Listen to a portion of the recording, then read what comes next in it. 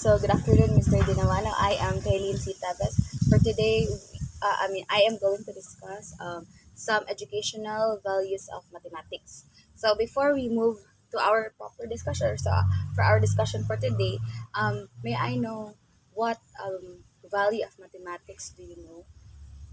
The value of mathematics that I know is by using addition, subtraction, multiplication, and division. And nakita sa nato siya sa palit. Ma-apply na to ni siya if mo ato tas mga tindahan or mga grocery ta. Mm, very good. Yes, that's one very useful attributes of mathematics, no. And for today, we're not just going to discuss that one. We're also expanding your horizon towards mathematical values. Value, yeah. So, our main objective for today is you should be able to identify the educational value or values appropriate for every mathematics lesson. So, we have three main considerations for which a child is sent to school. First is the knowledge and skills, which is practical or utilitarian. Then intellectual habits and power, which is disciplinary.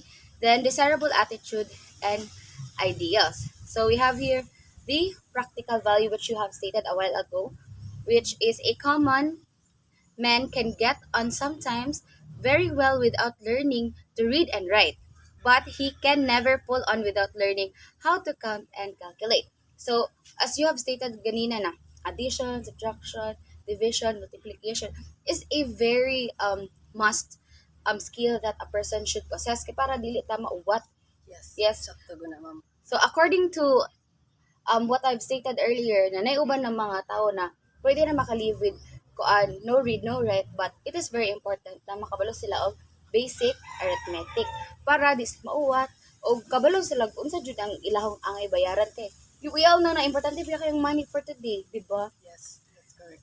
So, let us move on to the disciplinary value.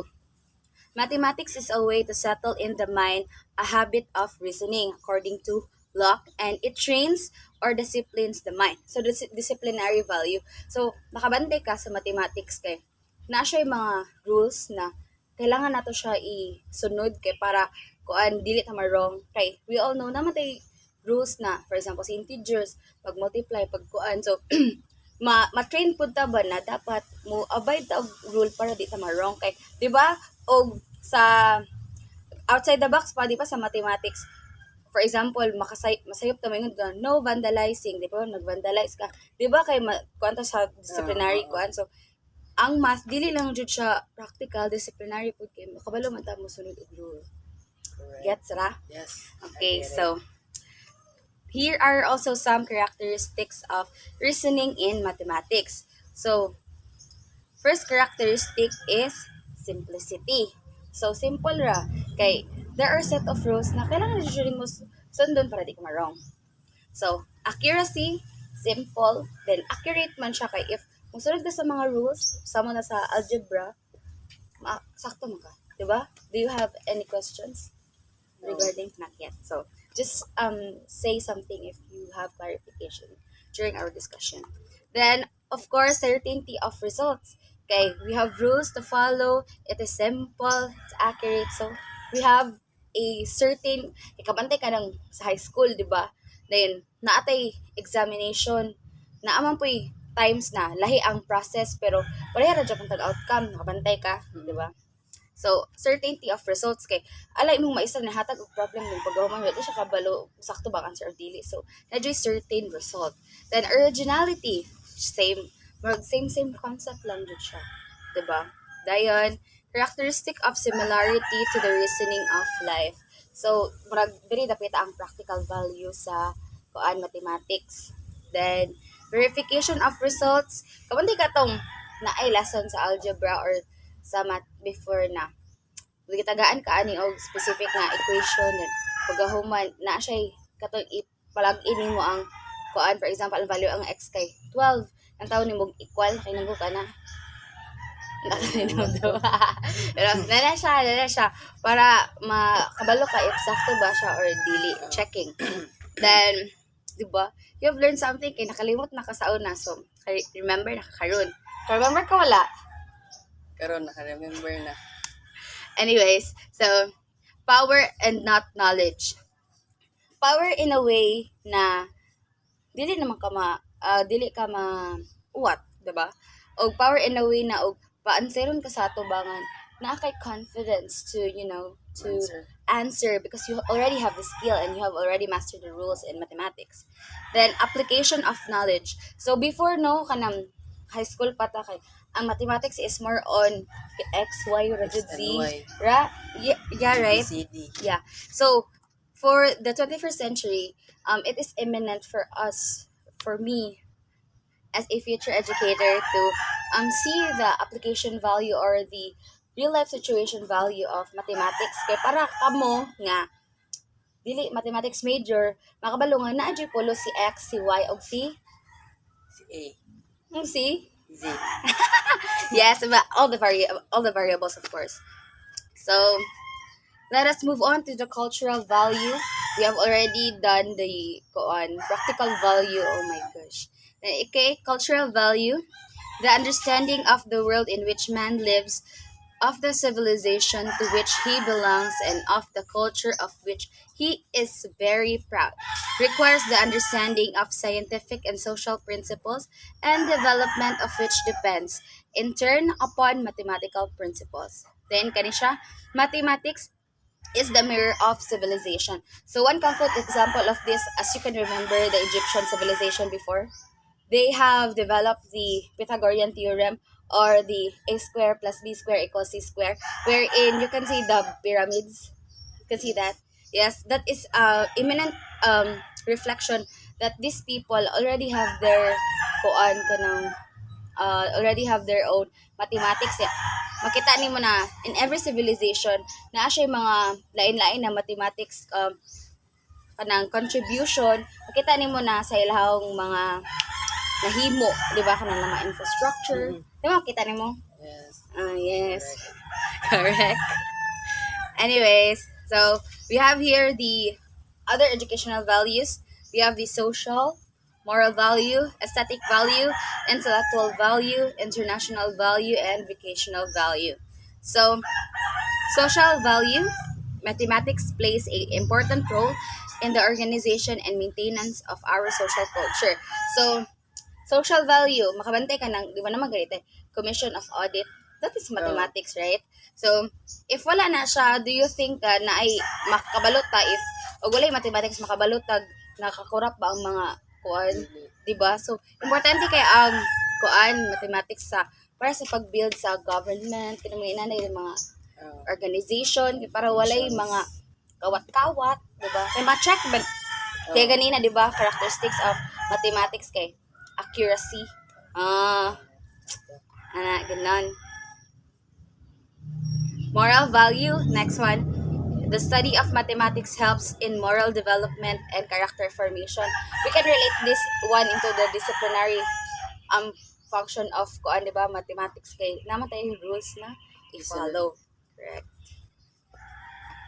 So we have also here moral value Japan. It helps in developing proper moral attributes as there is no place for prejudiced feelings, biased outlooks, doubts and half-truth, discrimination and maldistribution of resources, unreasonableness and irrationality in learning of this subject.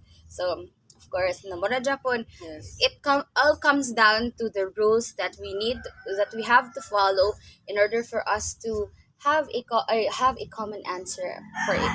For example, di ba? Ito akong gingon ganina. Hintayin na ko. Mhm. Yes. So, questions. Wala. Wala All pa. clear. All clear. So, okay, let us move on to aesthetic value. So, what aesthetic value? What do you mean by aesthetic? Musad ang question. Isang aesthetic value. Okay. So, aesthetic is, di ba, chada? Aesthetic. Oh. So, people wrongly consider mathematics as unrealistic or non-aesthetic. For a true student of mathematics, the subject is all beauty, symmetry, balance, harmony, fineness, and art and music. So, if you're kind of wondering, one concrete example of this is modular art. Oh, patterns, tessellations. You remember it in high school, right? We were given tasks to make this specific pattern in order for us to create a beautiful design. artwork, right? So that's one aesthetic. Okay. All right. Yeah, I definitely know that you have learned something for today. Anyways, here is the next one is the intellectual value. So the study of mathematics helps us in the development of many intellectual traits like power of thinking and reasoning, induction, analysis, synthesis, originality, generalization, discovery, and etc. So, intellectual, di ba? Like, you know, itself, we can really understand it kay mura man siya, intellectual. Oh, Intellect, di ba? So, international value. Mathematics is a universal subject and it helps in creating international understanding. Its history represents a very good picture of the overall development of our civilization. So, international value, kay bisag ang math, may, if sa lain na country na walay dili nila first language or second language ang English, pwede naman jud nila mas-translate kay even lain-lain na kuan pareha ra jud ang iyahong kuan rules kay of course alang lain pud ang rules sa lain na civilization na we all know na na-prove naman siya na it is true for all. So international value, and I think this is the last vocational value. So, the study of mathematics prepares us for various occupations like engineering, accountancy, auditing, taxation, banking, surveying, trade, designing, teaching, agriculture, planning, financing, weights and measure, inspection, quality control, budgeting, construction, and computer applications, etc. So, makita dyan mo na math is very valuable in different fields. So, makita nimo siya sa daghan kaayo ng mga vocation or mga future nimo na job. So important din siya kayo. No? Okay, so napatadri other values, some more values of math is development of concentration for because of the rules, then art of economical living, budgeting, power of expression, self-reliance because if kabalo na ka sa skill, di naman ka magsalig sa uban, kabalo na ka. Then attitude of discovery. If you are very dedicated, you can discover many different things, diba? So, understanding of popular literature, of course, ang mga philosophy before. philosopher. Yes, mga gravers. Anyways, then lastly is the quality of hard work because we all know that mathematics is very extensive na lisa jud siya. Isog jud Yeah, kaayo. lisa jud siya. Then, kailangan jud kag effort and understanding and the love for it. Basta-basta. Oh, yeah. So, I think that sums up our discussion for this afternoon. Do you have questions? No, Really? yeah, well explained tanan. Wala makay question, mga tanan ko nimo, unsa man imuhong napulot or unsa may important or valuable insight na ang imong napulot for tungod sa atong discussion kaganina. Aesthetic value. Oh, unsa man sa aesthetic value, or can you explain? Aesthetic value kay nakoy mga things na para nako wala na nag-exist sa world sa mathematics pero karon nakabalo nako nga naay mga things Japon nga wala pa Japon ako nabalan sa world sa mathematics like aesthetic value. So, katong sa modulo, katong Yes, ganun na. Julo. Sige, thank you so much for Thank your you, time and ma'am. effort for listening. Thank you. And I hope na kanang clarification sa imong utok kay mahatag po nimo na sa uban. Yeah, kanang kasi magadapat sila mathematics. Yes. Ganun. Thank you. Thank you, ma'am.